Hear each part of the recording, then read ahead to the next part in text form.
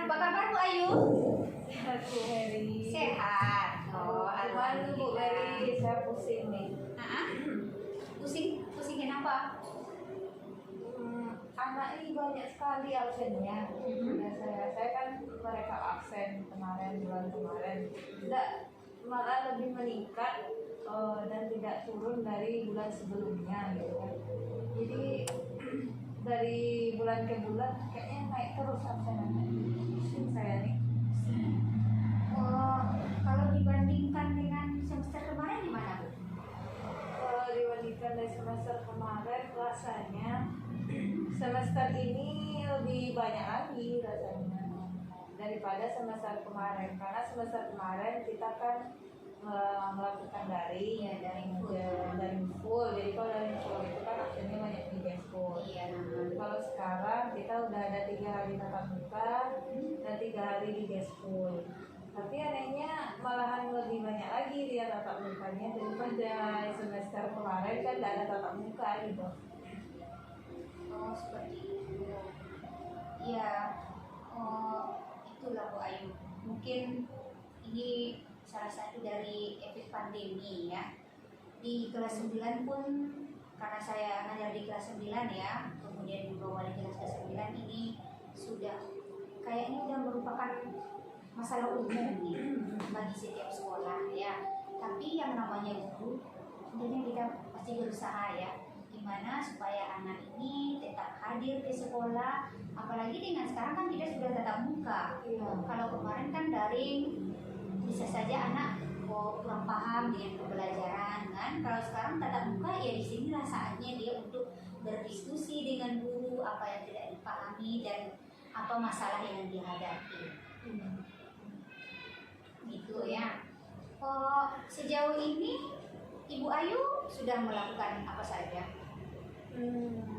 Karena ini yang sering tidak masuk dan banyak absennya itu, kadang anak ini begini Bu Mary, dia ada datang lalu tapi kehadirannya itu lebih sedikit daripada daripada absensinya gitu kan. Jadi yang pertama yang biasa saya lakukan tentu ketika anak ini hadir, saya panggil anak ini dulu dengan secara individu ya. Saya dengan murid, saya bertanya dulu apakah salah anaknya, kenapa kamu nggak masuk kan ditanya. Lalu setelah saya tanya anak, lalu anaknya ini masih ada yang tidak hadir lagi, lalu saya nanti tentu menelpon orang tuanya lagi, telepon orang tuanya melalui wali kelas, atau dengan saya sendiri juga ada di data anak dan ada nomor teleponnya, dan saya menghubungi langsung orang tuanya. Kalau orang tuanya juga tidak mempunyai handphone untuk bisa ditelepon, tentu saya bertanya kepada teman-teman di kelasnya, ada yang tinggal di dekat dia, lalu saya mengirimkan surat panggilan orang tua supaya orang tua datang ke sekolah. Kalau tidak juga dihiraukan, itu malah saya terakhir yang saya melakukan kunjungan rumah langsung. Biasanya kalau saya pergi dengan wali kelas. Jadi kalau boleh tahu, apa tujuan dari diskusi kita ini menurut Bu Ayu? Itu dari saya ingin bertanya juga sama Bu Mary. Tujuannya tentu saya ingin masalah saya ini selesai gitu, istilahnya masalah anak-anak nih, karena kita juga sebagai guru, apalagi saya guru BK ya, jadi saya merekap kehadiran anak juga begitu. Kenapa anak ini absennya banyak sekali, tidak jauh beda dengan bulan kemarin, malah lebih meningkat lagi. Jadi benar-benar kita diuji ya sama si anak. Kalau menurut saya pribadi itulah yang terjadi sekarang. Lebih banyak kesabaran kita diuji daripada yang sebelum-sebelumnya. Kalau tahun-tahun kemarin kita belajar tatap muka full, rasanya absen tidak sebegini banyaknya ya. kehadiran siswa masih bisa kita pantau. Tapi yang sekarang dengan 3 hari, malah yang 3 hari itu yang nggak hadirnya. Nah gitu. Nah, lebih banyak dia mulai itu. Saya berpikir-pikir juga. Jadi menjadi masalah bagi saya gitu kan. Mana caranya ini supaya kehadiran anak ini berkurang absensinya dan dia belajar dengan baik di sekolah. Jadi hasil yang ingin dicapai dari diskusi kita ini apa Bu Ayu? Hasil yang ingin saya capai tentu nantinya kehadiran anak itu dari bulan ke bulan berkurang ya. Jadi mana tahu nanti tentu nanti masalah-masalah anak segala sesuatunya bisa saya selesaikan dengan baik. Itu juga Gitu ya. Jadi hasilnya pengennya Ibu Ayu sekarang absen itu kapan perlu bersih ya, tanpa ada alkoholnya, kecuali sakit ya. Iya, sakit dan Iya. Berarti kalau boleh tahu hal yang paling penting dalam hidup Ibu Ayu sekarang ini apa? Yang penting sekali bagi saya itu adalah tentu ingin sekali saya bisa membantu anak-anak ini supaya tidak absen lagi. Tentu dari masalah saya ini supaya berhasil tidaknya anak-anak ini bisa melanjutkan ke tingkat berikutnya. Saya kan guru BK, ngajar di kelas 7 ya. Karena itu kelas 7 itu masih awal, jadi mereka sepertinya perlu bimbingan dan perlu lagi. Jadi yang ingin saya capai itu adalah masalah ini bisa saya selesaikan dengan baik ya. Iya. Kira-kira Bu Ayu, ini kan Ibu Ayu sudah mengadakan kunjungan rumah atau segala macamnya ya, menelpon orang tua juga sudah. Apa kira-kira hambatan yang Ibu Ayu hadapi dalam mencapai tujuan ini? Yang biasa dari pengalaman saya, sering hambatan yang saya dapati itu ya, yang pertama sekali itu adalah lingkungan. Jadi lingkungan anak sepertinya begitu. Jadi ketika saya bertanya ke salah satu anak yang sering tidak hadir itu, dan saya observasi di lingkungan di rumahnya itu ternyata banyak teman-temannya tidak bersekolah. Jadi anak itu dia kadang berbohong dengan orang tuanya. Dibilangnya dia ingin pergi sekolah, berpakaian sekolah dari rumah, dan orang tuanya beranggapan dia pergi ke sekolah, tapi ternyata tidak sampai di sekolah karena dia mengikuti teman-temannya yang tidak bersekolah. Jadi lingkungan di sekolah kita itu memang seperti itu. Jadi kebanyakan anak-anak yang sering saya temui, anaknya teman-temannya tidak bersekolah. Lalu yang kedua, kalau dari yang saya lakukan itu kan saya melakukan kunjungan rumah. Jadi kadang mungkin akses jalan ya Bu Eri. Jadi akses jalannya itu anak ini kita kan kalau anak-anak kita rata-rata dia tinggal di atas bukit bisa dibilang begitu. Nah, jadi anak-anak yang bermasalah pun tinggalnya di sana gitu. Jadi akses ke sana untuk motor atau kendaraan ke atas sana nggak bisa naik, jadi otomatis jalan kaki. Dan itu agak sedikit menyulitkan. Apa ya? Ada perjuangan juga ya. Lumayan menyulitkan gitu kan. Tapi ya namanya demi anak-anak supaya bisa sekolah lagi, maka saya akan mencoba. Jadi itu hambatannya ya. Iya, itu. Jadi saya juga bisa menyimpulkan di sini hambatannya yang pertama yaitu faktor lingkungannya. Memang kalau faktor lingkungan itu kurang mendukung, biasanya anak itu juga dia akan ikut-ikutan seperti itu. Karena ya yang namanya anak-anak dia beradaptasi, bagaimana tindakan temannya, bagaimana sikap temannya, paling tidak pasti dia mencontoh kan. Lalu kadang ada juga karena ini orang tua yang sibuk dengan pekerjaannya. Oh gitu. Iya, jadi karena orang tua ini menganggap anaknya sudah besar, sudah SMP, tapi padahal mereka masih butuh bimbingan gitu kan. Jadi kadang orang tua lepas kontrol dari tingkah laku anak. Jadi kadang orang tua ini menaruh kepercayaan anak itu terlalu besar, tetapi anak kadang dia tidak bisa membedakan mana yang baik, mana yang buruk untuk dirinya. Kadang dia mengikuti yang buruk padahal menurut dia benar, padahal sebenarnya kan salah gitu. Benar sekali itu Bu Ayu. Karena kalau memang orang tua lepas kontrol, apalagi anak dalam masa peralihan. Ya. Kalau anak SMP kan masa peralihan namanya nih, dia mau pubertas, dia mau memperlihatkan di kita siapa dia yang sebenarnya kan.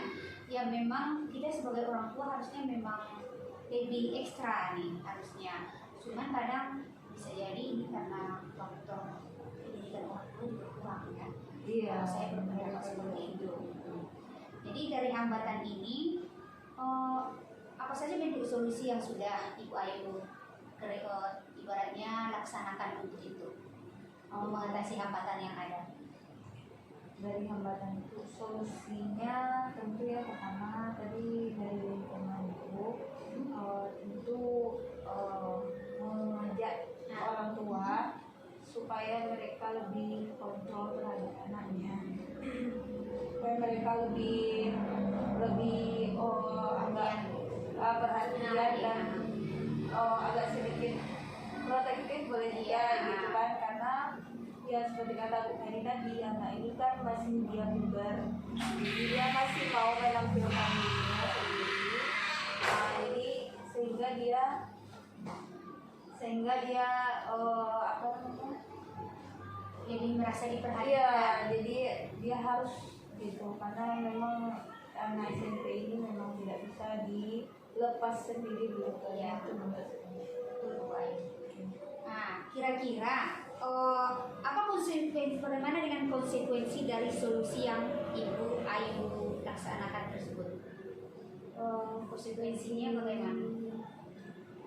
Konsekuensinya tentu anak ini bisa jadi mereka hadir lagi ya, jadi seperti yang saya bilang tadi, tidak ada masalah lagi di sekolah dan mereka bisa belajar di sekolah dengan baik. Memang kita berharap seperti itu ya Bu Ayu. Jangan sampai nanti, apalagi anak kita masih kelas 7 kan? Iya. Nah, jangan sampai nanti akibat pandemi, efek pandemi seperti ini, anak kita banyak yang tinggal kelas. Selagi kita bisa berusaha membantu anak ya, pasti kita berusaha ya. Supaya anak ini gimana caranya lah, supaya anak tetap bisa datang ke sekolah. Saya pun sebagai wali kelas seperti itu Bu Ayu. Karena terus terang, rasanya hampir setiap hari ada yang bikin ulah gitu. Di hari ini dia hadir, ya minggu depan dia usahakan hadirnya ada yang bolong sekali. Seperti itulah berkelanjutan. Jadi pekerjaan kita sebagai guru yang memang benar-benar ekstra untuk masa sekarang ini. Karena ekstranya seperti apa? Kita harus lebih memfokuskan diri ke anak, lebih memfokuskan diri kepada masalah yang dihadapi anak. Jadi bukan ibaratnya kita mengajar di dalam kelas saja, tapi yang lebih prioritas sekarang adalah bagaimana anak itu dengan keadaan yang sekarang dia bisa menanamkan dalam pikirannya, oh sekolah ini masih penting. Iya, saya sangat setuju sekali dengan Bu Mary itu. Saya memang keinginan saya supaya anak ini bisa datang dia ke sekolah, belajar dia dengan baik, hanya itu saja gitu kan. Bukan saya mau menuntut dia dengan nilai yang bagus. Cuma dia datang ke sekolah dan belajar, itu keinginan saya. Cuman ya begitulah masalahnya, seperti itulah. Ya, memang kita harus banyak bersabar Bu Ayu. Tapi kalau boleh tahu dari skala 1 sampai 10, rasanya Ibu Ayu sudah sampai di skala mana untuk mencapai tujuan ini? Skala saya yang sudah saya lakukan 7 lah. Kalau menurut saya ya usaha yang saya lakukan, karena saya juga sudah melakukan kunjungan rumah, sudah berusaha berkomunikasi dengan orang tua juga. Cuman ya kadang ada beberapa kelompok responnya ketika dihubungi orang tua, mereka datang lagi, tapi balik lagi ke yang awal. Iya, barangkali ini. Nah, jadi yang menjadi prioritas Ibu Ayu di sini dalam mencapai tujuan apa? Prioritas utamanya? Prioritas utama saya, menurut saya ini ya, kayaknya lebih kepada berkomunikasi dengan orang tua. Jadi kayaknya komunikasi sama orang tua ini lebih bagus dan lebih efektif dilakukan karena anak ini kan lebih banyak dia berada di rumah kadang dengan orang tua. Kita di sekolah hanya 3 hari, baru kan 3 hari sekolah, 3 hari mereka masih di rumah gitu. Jadi bagaimanapun kondisi anak itu orang tua yang tahu yang anak-anaknya bagaimana. Jadi lebih diutamakan sepertinya berkomunikasi dan bekerja sama dengan orang tua. Itu yang kita harapkan Bu Ayu. Kalau sempat dan terjalin kerjasama yang konsisten dengan orang tua, saya yakin apapun yang menjadi masalah anak pasti bisa kita hadapi bersama-sama. Iya kan? Iya. Cuma di sini kan itu yang banyak menjadi kendala kita. Orang tua malah banyak yang tidak respon. Ibaratnya kita melakukan kunjungan rumah, kadang dia merasa tidak senang dengan kehadiran kita. Iya. Kadang dari raut wajahnya saja terlihat sebenarnya tuh dia suka apa tidak dengan kedatangan kita kan. Kalau begitu usaha Bu Ayu itu sebenarnya kalau menurut saya itu udah maksimal, ya kan, kalau udah sampai di skala 7. Jadi prioritas utama Bu Ayu juga tadi lebih menjalin komunikasi yang intens dengan orang tua. Kemudian strategi apa yang akan Ibu Ayu lakukan untuk mencapai prioritas utama itu tadi? Strategi menurut saya, saya juga punya keinginan nanti saya ingin bekerjasama dengan wali kelas akan mengundang atau membuat pertemuan dengan orang tua. Bagusnya nanti dari sana bisa nanti disampaikan apa saja masalah-masalah belajar anak gitu, semacam parenting ya. Iya, di pertemuan orang tua tapi mereka kan per kelas gitu. Iya, di kelas. Ya. Keinginan itu strateginya memang itu maunya. Itu kalau menurut saya bagus Bu Ayu, apalagi untuk anak yang masalahnya sudah banyak ya, yang sudah mundur masalahnya. Kita berharap memang wali kelas ini melakukan pertemuan dengan orang tua, kalau bisa dia sekali bulan ya, yang seperti Ibu Ayu bilang tadi. Karena apa? Dengan kita melakukan pertemuan sekali sebulan, saya pun yakin orang tua ini nanti pasti bisa dibina di rumah oleh orang tuanya. Jadi jangan sampai nanti kan orang tua berharap yang belajar itu cuma tanggung jawab guru di sekolah, sementara harinya anak belajar di rumah juga masih ada.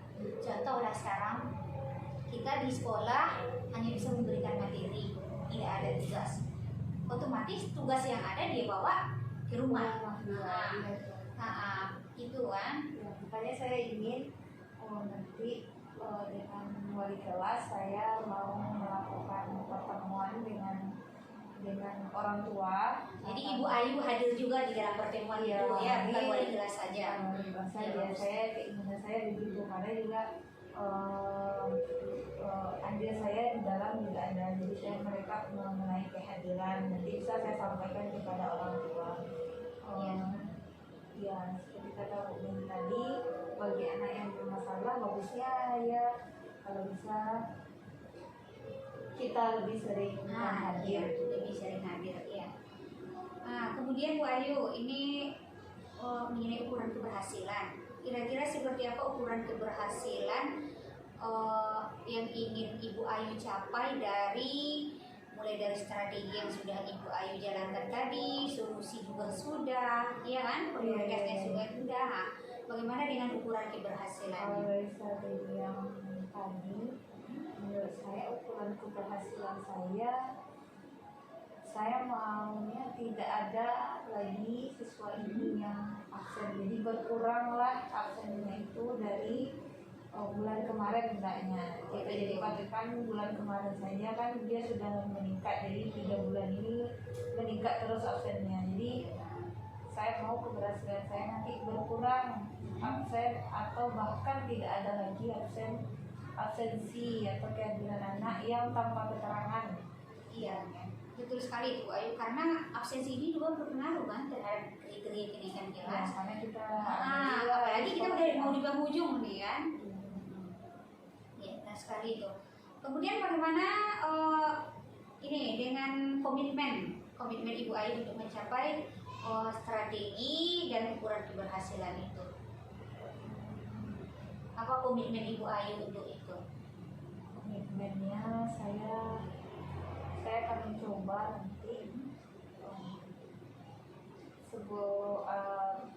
nanti berkolaborasi dengan wali kelas nanti. Kalau bisa nanti sebulan sekali akan saya adakan pertemuan tersebut. Yang mau diadakan ya. Ada tidak teman atau rekan sejawat kita di sini yang rasanya menurut Ayu bisa Ayu libatkan untuk menjaga komitmen yang sudah Ibu Ayu buat nih?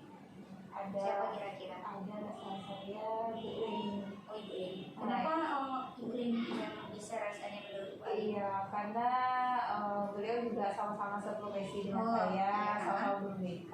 Jadi dan beliau juga lebih senior dan lebih berpengalaman di bidang ini, gitu kan. Jadi nanti saya yakin Bu Leni bisa membantu saya dalam membuat komitmen itu, dan nanti saya bisa bertanya dengan beliau.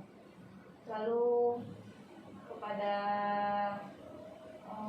wali kelas tentu wali kelas juga perannya sangat besar di sana. Jadi saya rasa bisa.